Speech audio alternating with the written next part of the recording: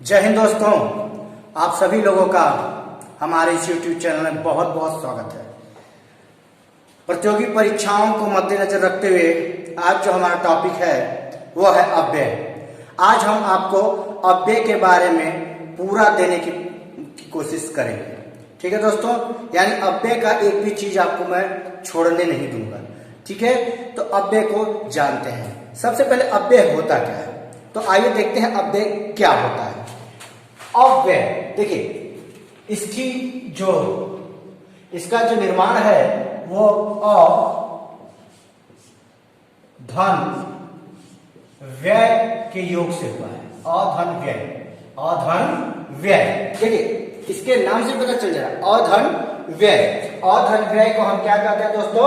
अव्यय कहते हैं। अ का अर्थ होता है दोस्तों नहीं, अ का अर्थ होता है नहीं, और व्यय का अर्थ होता है खर्च, यानी नहीं खर्च होने वाला, यानी जिसका खर्च न हो, यानी जो परिवर्तित न हो। यानी अव्यय उन शब्दों को कहते हैं जिनका परिवर्तन संभव न हो। इन्हें हम अविकारी शब्द भी कहते हैं। ठीक है दोस्तों, फिर से एक बार सुन लीजिए। अव्यय किसे कहते हैं? जिसकी उत्पत्ति अधन व्यय के योग से हुई है, जिसका अर्थ होता है नहीं खर्च करने योग्य, यानी वे शब्द जो विकारी न हो बल्कि अविकारी, यानी जिनका परिवर्तन संभव न हो, उन शब्दों को हम अव्यय कहते हैं। अव्यय मुख्यतः 4 प्रकार के माने गए हैं। आइए देखते हैं कौन से 4 प्रकार हैं। तो अव्यय मुख्यतः 4 प्रकार से माने गए हैं। तो 4 प्रकार है। पहला जिन्हें हम कहते हैं क्रिया विशेषण। क्या कहते हैं दोस्तों? याद देखिए, बोलते चले साथ में, क्रिया विशेषण, क्रिया विशेषण। बहुत बढ़िया। दूसरा जिन्हें हम कहते हैं संबंध बोधक अव्यय, संबंध बोधक अव्यय, संबंध बोधक अव्यय। तीसरा जो है उन्हें हम कहते हैं समुच्चय बोधक अव्यय, समुच्चय बोधक अव्यय, समुच्चय बोधक अव्यय। चौथा जो है उन्हें हम कहते हैं विस्मयादि बोधक अव्यय, विस्मयादि बोधक अव्यय, विस्मयादि बोधक अव्यय। अव्यय परीक्षा में आपसे पूछा जाए कि अव्यय किसे कहते हैं, तो अव्यय अविकारी शब्दों को कहते हैं। जिन शब्दों का परिवर्तन नहीं होता है उन्हें हम अव्यय कहते हैं। अव्यय के कितने प्रकार हैं? तो अव्यय के मुख्यतः 4 प्रकार हैं, जिन्हें हम कहते हैं क्रिया विशेषण अव्यय, उसके बाद दूसरा जो है संबंध बोधक अव्यय, तीसरा समुच्चय बोधक अव्यय, और चौथा विस्मयादि बोधक अव्यय। तो आज हम इन चारों के बारे में जानेंगे और इनके उपभागों के बारे में जानेंगे। तो आइए जानते हैं सबसे पहले हम क्रिया विशेषण अव्यय के बारे में। ठीक है, तो चलिए शुरुआत करते हैं क्रिया। अब हम क्रिया विशेषण को जानते हैं कि क्रिया विशेषण क्या होते हैं। वे शब्द जो क्रिया की विशेषता को प्रकट करते हैं उन्हें हम क्रिया विशेषण अव्यय कहते हैं। उदाहरण के तौर पे जैसे मान लीजिए मैं लिखता हूं, ध्यान दीजिएगा, उदाहरण के तौर पे वह बहुत धीरे चलता है। इसमें बहुत शब्द क्रिया की विशेषता को बता रहा है, इसलिए बहुत शब्द क्रिया विशेषण का एक उदाहरण है। ठीक है दोस्तों, या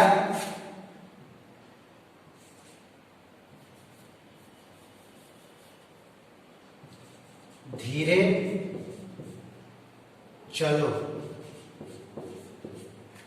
धीरे चलो, यहां पे धीरे शब्द क्रिया विशेषण का एक उदाहरण है। ठीक है दोस्तों, यानी वे शब्द जो क्रिया में विशेषता प्रकट करते हैं उन्हें हम क्रिया विशेषण अव्यय कहते हैं। यह मुख्यतः 4 प्रकार के हैं, यानी क्रिया विशेषण के 4 उपभाग हैं।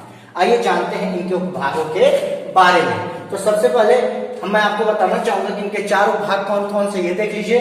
कालवाचक, स्थानवाचक, उसके बाद आपका परिमाणवाचक, उसके बाद आपका रीतिवाचक अव्यय। आइए इनको भी बारी बारी से जानते हैं इनके उदाहरणों के साथ। तो देखते हैं सबसे पहले हम लोग कालवाचक क्रिया विशेषण के बारे में।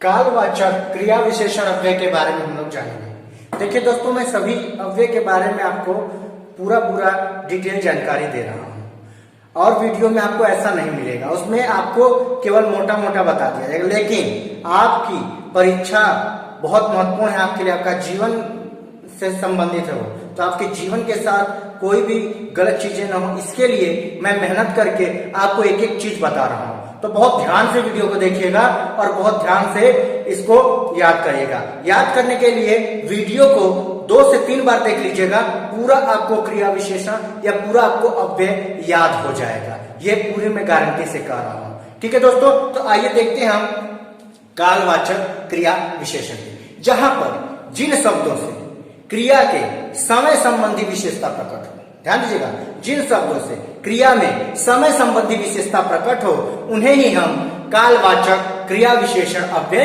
कहते हैं।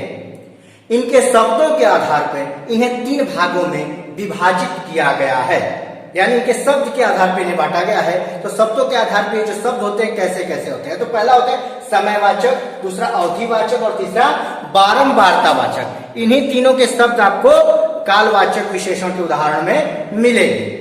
तो देखते हैं समयवाचक में क्या क्या आता है, जैसे आजकल, अभी, तुरंत, परसों आदि। ये समयवाचक में ऐसे शब्द आते हैं, और भी शब्द हैं इसमें। दूसरा अवधिवाचक में अभी अभी, रात भर, दिन भर, आजकल, नित्य आदि। अवधि का मतलब भी बच्चों समय से होता है, यानी एक अवधि यानी एक समय से। तो ये उदाहरण आपके अवधिवाचक के हैं। फिर हम बात करेंगे बारंबारतावाचक के शब्दों के बारे में। तो बारंबारतावाचक शब्दों के बारे में यानी बार बार जो शब्द है, यानी जैसे हर बार, कई बार, प्रतिदिन आदि, बार बार इत्यादि शब्द बारंबारता क्रिया विशेषण अव्यय के उदाहरण है। यानी ये सभी जो तीनों आपको मैंने भाग बताए, ये सभी कालवाचक क्रिया विशेषण के उदाहरण है और इनको शब्दों के अनुसार बांटा गया है। ये पूरा डिटेल मैं आपको दूंगा एक एक अव्यय के बारे में। आइए अब जानते हैं हम लोग स्थानवाचक अव्यय के बारे में।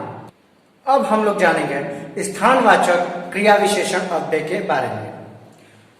तो इसकी परिभाषा है, जिन शब्दों से क्रिया में स्थान संबंधी विशेषता प्रकट हो उन्हें हम स्थानवाचक क्रिया विशेषण कहते हैं। शब्दों के आधार पर इनको 2 भागों में विभाजित किया गया है, जैसे स्थितिवाचक और दिशावाचक। स्थितिवाचक में यहाँ वहां, भीतर बाहर इत्यादि, और दिशावाचक में इधर उधर, दाएं बाएं इत्यादि। ये आपके स्थानवाचक क्रिया विशेषण के एक उदाहरण है। अब हम लोग आगे बढ़ते हैं और आगे इसके भागों को हम जानते हैं। ठीक है दोस्तों, अब जानेंगे हम लोग परिमाणवाचक क्रिया विशेषण अव्यय के बारे में। तो सबसे पहले इसको जान लेते हैं कि परिमाणवाचक क्रिया विशेषण अव्यय होते क्या है।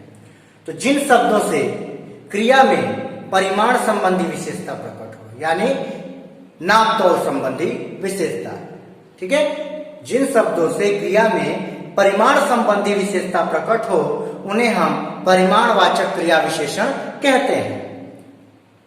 शब्दों के आधार पर इनको 5 श्रेणियों में रखा गया है, जैसे कि आप देख पा रहे होंगे, अधिकता बोधक, न्यूनता बोधक, पर्याप्ति बोधक, तुलना बोधक और श्रेणी बोधक। इनके उदाहरण भी आपके सामने हैं, जैसे अधिकता बोधक में बहुत, खूब, अत्यंत आदि। उसके बाद न्यूनता बोधक में आप देख पा रहे होंगे जरा, थोड़ा, किंचित, कुछ आदि। पर्याप्ति बोधक में बस, यथेष्ट, काफी, ठीक आदि।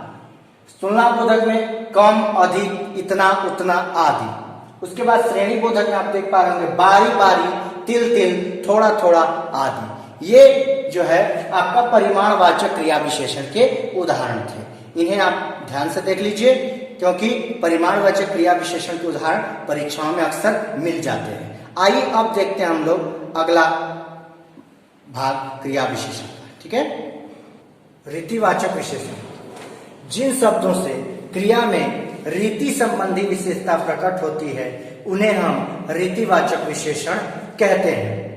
वैसे तो रीतिवाचक विशेषण के विभाजित नहीं किए जा सकते, क्योंकि इनकी संख्या बहुत बड़ी है, परंतु समावेश एवं गणना के आधार पर इनको कुछ भागों में विभाजित किया गया है, जो आपके सामने है। मैं इसकी गिनती इसलिए नहीं बता रहा हूं क्योंकि इनकी संख्या इतनी बड़ी है कि इनका अभी विभाजन नहीं किया जा सकता है, परंतु समावेश के आधार पर इन्हें कुछ भागों में बांटा गया है। जैसे प्रकार, इसके उदाहरण हैं ऐसे, कैसे, वैसे, मानो, अचानक आदि।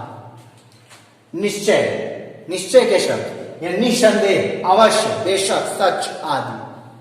अनिश्चय, शायद, संभव है, हो सकता है, प्रायः आदि।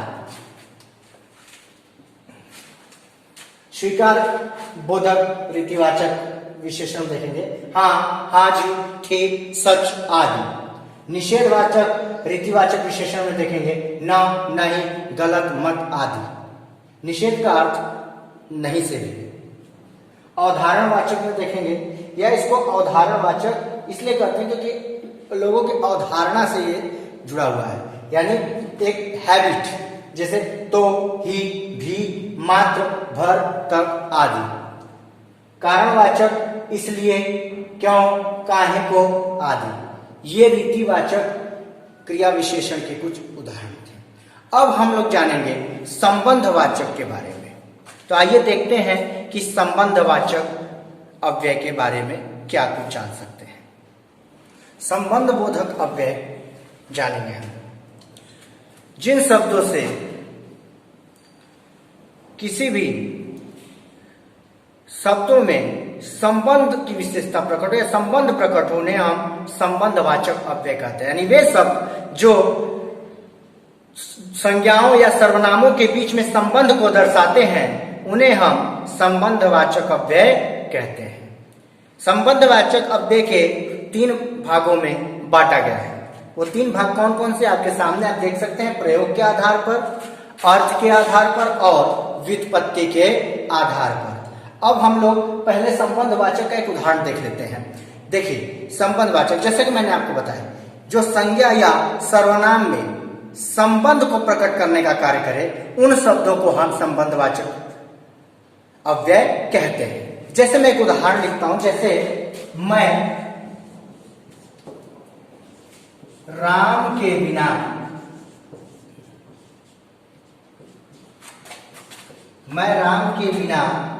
नहीं जाऊंगा।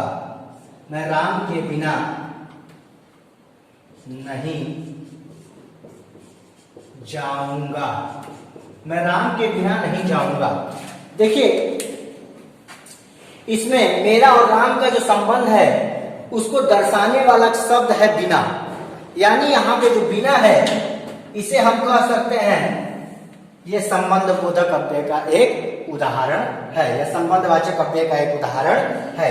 तो बिना शब्द यहाँ पे राम और मेरा संबंध को दर्शा रहा है, यानी संज्ञा या सर्वनाम के मध्य संबंध को दर्शाने वाले शब्दों को, अव्यय शब्दों को हम संबंधवाचक अव्यय शब्द कहते हैं।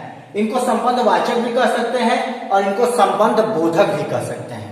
ठीक है दोस्तों, तो कंफ्यूजन मत होइएगा कि बहुत सारी किताबों में संबंधवाचक भी दिया होता है, संबंध बोधक भी दिया, दोनों एक ही मतलब है, संबंधवाचक या संबंध बोधक।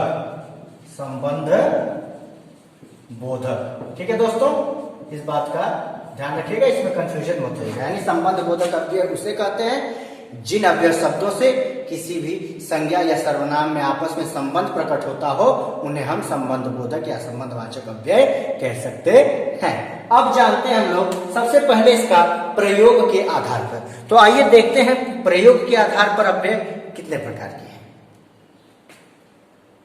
संबंध बोधक अव्यय में प्रयोग के आधार पर 3 भागों में इसको बांटा गया है, विभक्ति सहित, विभक्ति रहित और उभय विधि।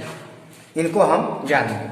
देखिए, विभक्ति सहित में उन अव्यय शब्दों का प्रयोग होता है जिनका प्रयोग हम विभक्ति चिन्हों के साथ कर सकते हैं, जैसे कारक चिन्हों के साथ कर सकते हैं। उन शब्दों को हम कहते हैं विभक्ति सहित अव्यय, यानी जैसे यथा, पास, लिए आदि, यानी इनके साथ हम कारक चिन्हों का प्रयोग कर सकते हैं। कारक के बारे में मैं आपको एक वीडियो बना के भी दूंगा और कारक आप जानते भी हैं कि कारक चिन्ह किसे कहते हैं। दूसरा, विभक्ति रहित, यानी जहां पे कारक चिन्हों यानी विभक्ति चिन्हों का प्रयोग न हो उसके बिना प्रयोग किए जाने वाले अव्यय शब्द को हम विभक्ति रहित यानी बिना विभक्ति के प्रयोग किए जाने वाले शब्द भी कह सकते हैं, जैसे रहित, सहित आदि। उभय विधि, उभय विधि उन्हें कहते हैं जो विभक्ति के साथ भी और विभक्ति के बिना यानी दोनों विधि से प्रयोग किए जाने वाले जो अव्यय शब्द होते हैं उन्हें हम उभय विधि कहते हैं। ठीक है दोस्तों, अब जानेंगे कि अर्थ के आधार पर 8 प्रकार के कौन कौन से अव्यय हैं, उनको मैं आपको अभी बताता हूं। अर्थ के आधार पर 8 प्रकार के हम अव्यय को जानेंगे। तो उसमें 8 प्रकार में सबसे पहला है कालवाचक। कालवाचक अव्यय जो है, जो हमें समय का जो वो अव्यय सब जो हमें समय का बोध कराए उन्हें हम कालवाचक अव्यय कहते हैं, जैसे आगे, पीछे, बाद में, पश्चात आदि। दूसरा है स्थानवाचक।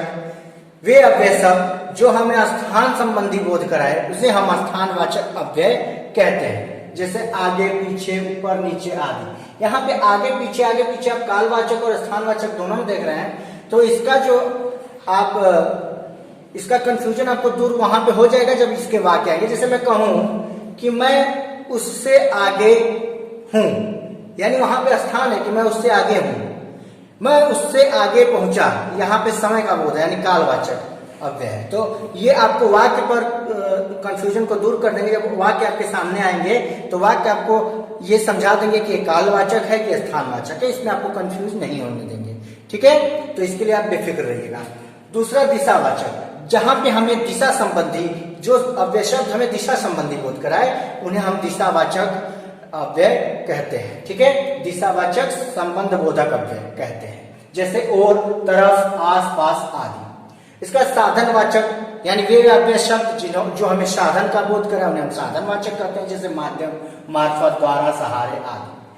कारणवाचक, बिल्कुल इसके नाम से ही, जैसे सबके नाम से सिद्ध हो रहा है इसके नाम सिद्ध है, यानी जो अव्यय शब्द में कारणों का बोध कराए उन्हें हम कारणवाचक अव्यय शब्द कहते हैं, जैसे कारण, हेतु, वास्ते आदि। सादृश्यवाचक, जहां पे हम तुलना करते हैं, यानी जिन अव्यय शब्दों से हम कहीं तुलना की बात करते हैं तो उन्हें हम सादृश्यवाचक अव्यय कहते हैं, जैसे समान, तरह, जैसे, वैसे आदि। विरोधवाचक अव्यय, जहां हमें विरोध संबंधी जो बात कहनी है उसके लिए जिन अव्यय शब्दों का हम प्रयोग करेंगे उन्हें हम विरोधवाचक संबंध बोधक अव्यय कहते हैं। ठीक है, जैसे विपरीत, उल्टा, प्रतिकूल आदि। इसके बाद आता है आपका सीमावाचक अव्यय। सीमावाचक अव्यय यानी जो सीमा से संबंधित, मतलब सीमा मतलब भाषा की सीमा से संबंधित जो अव्यय हमें जो शब्द हमें सीमा का बोध कराए उन्हें हम सीमावाचक संबंध बोधक अव्यय कहते हैं। ठीक है दोस्तों, जैसे तक, पर्यंत, भर, मात्र आदि। अब हम लोग जानेंगे दोस्तों, अभी हमने क्या क्या जाना, क्रिया विशेषण के बारे में जाना अव्यय में, उसका संबंध बोधक के बारे में जान लिया। अब संबंध बोधक में ही हम व्युत्पत्ति के आधार पर अव्यय कितने होते हैं इसके बारे में जानेंगे। तो आइए देखते हैं व्युत्पत्ति के आधार पर अव्यय। अब व्युत्पत्ति के आधार पर हम बात करेंगे तो व्युत्पत्ति के आधार पर मूल संबंध बोधक और यौगिक संबंध बोधक अव्यय होते हैं। मूल संबंध बोधक अव्यय वे अव्यय शब्द होते हैं जो अपने मूल रूप में होते हैं, उन्हें हम मूल संबंध बोधक अव्यय कहते हैं, जैसे बिना, समेत, तक आदि। उसके बाद यौगिक संबंध बोधक अव्यय वे होते हैं जो संज्ञा, विशेषण और क्रिया से योग से मिलकर बने होते हैं, उन्हें हम यौगिक संबंध बोधक अव्यय कहते हैं, जैसे पर्यंत, यानी देखिए परिधन, अंत। तो ये आपका संबंध बोधक अव्यय के बारे में मैंने अभी तक बताया। अब मैं बात करूंगा आपको समुच्चय बोधक अव्यय के बारे में। तो आइए जानते हैं अब हम लोग समुच्चय बोधक अव्यय। अब बात करेंगे समुच्चय बोधक अव्यय की। समुच्चय बोधक अव्यय उन शब्दों को कहते हैं जो शब्द वाक्यों को जोड़ने का कार्य करते हैं, यानी किसी संज्ञा या क्रिया की विशेषता न बताकर वाक्यों को जोड़ने का जो कार्य करते हैं, यानी वे शब्द जो वाक्यों को जोड़ते हैं या शब्दों को जोड़ते हैं उन्हें हम समुच्चय बोधक अव्यय कहते हैं। ये मुख्यतः 2 प्रकार के हैं, समानाधिकरण समुच्चय बोधक और व्याधिकरण समुच्चय बोधक। अब बात करेंगे समानाधिकरण समुच्चय बोधक की, यानी वे अव्यय शब्द जो किसी शब्द या वाक्य को जोड़ने या विभाजन करने का कार्य करते हैं, उन अव्यय शब्दों को हम समानाधिकरण समुच्चय बोधक के अंतर्गत रखते हैं। जैसे तथा, एवं, या, मगर, किंतु, परंतु, लेकिन इत्यादि। व्याधिकरण समुच्चय बोधक यानी वे अव्यय जो एक या एक से अधिक आश्रित वाक्यों को जोड़ने का कार्य करते हैं। ध्यान दीजिएगा,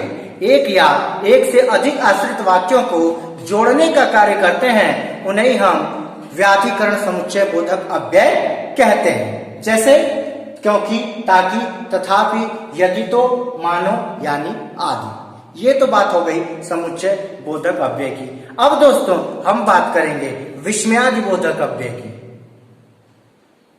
अब विस्मयादि बोधक जिन अव्यय शब्दों से शोक, विस्मय, हर्ष, लज्जा यानी मनोभाव प्रकट होते हों, उन अव्यय शब्दों को हम विस्मयादि बोधक अव्यय शब्द कहते हैं। विस्मयादि अव्यय बोधक शब्दों को निम्नलिखित श्रेणियों में रखा गया है, जो कि मैं आपके सामने प्रस्तुत किया हूं। जैसे हर्ष बोधक आहा, वाह। शोक बोधक हाय, उफ। प्रशंसा बोधक शाबाश, खूब। तिरस्कार बोधक थू थू, राम राम, छी छी। आश्चर्य बोधक अच्छा, खूब। क्रोध बोधक अबे, पाजी। व्यथा बोधक हाय रे, बाप रे। विनय बोधक जी, हुजूर। और स्वीकार बोधक अच्छा या जी। यानी वे शब्द जो हमारी मनोभाव को प्रकट करते हैं विस्मय के रूप में, उन्हें हम विस्मयादि बोधक अव्यय कहते हैं। ठीक है दोस्तों, तो ये आपका अव्यय का संपूर्ण मैंने दे दिया। ऐसा वीडियो आपको दूसरा नहीं मिलेगा। ये वीडियो थोड़ी लंबी जरूर है, लेकिन आपकी परीक्षाओं में मैं गारंटी दे रहा हूं कि मील का पत्थर साबित होगी। और इस वीडियो को केवल 2 से 3 बार ही देखिए, और मेरा पूरा गारंटी है कि बिना कलम बिना कॉपी के आपको पूरा अव्यय रट जाएगा। तो दोस्तों ये अव्यय छोड़िएगा मत, ये बहुत जरूरी है अगर आपको सफल होना है। सफलता के लिए हिंदी के इस टॉपिक अव्यय को आप जरूर देखें, और वीडियो को शेयर करें, लाइक करें, कमेंट करें और सब्सक्राइब करें। और हमारा उत्साह वैसे ही बढ़ाते रहें जैसे हम आपके लिए मेहनत कर रहे हैं। और भी मेहनत हम आपके लिए आगे करेंगे और अच्छी अच्छी वीडियो लेके आते रहेंगे। तो सबसे पहले इस अव्यय शीर्षक के वीडियो को अच्छे से देखिए और अपनी परीक्षा में जो भी सामने आता है अव्यय से उसको सॉल्व कर डालिए। तो जय हिंद दोस्तों, आप सभी को मेरा प्रणाम।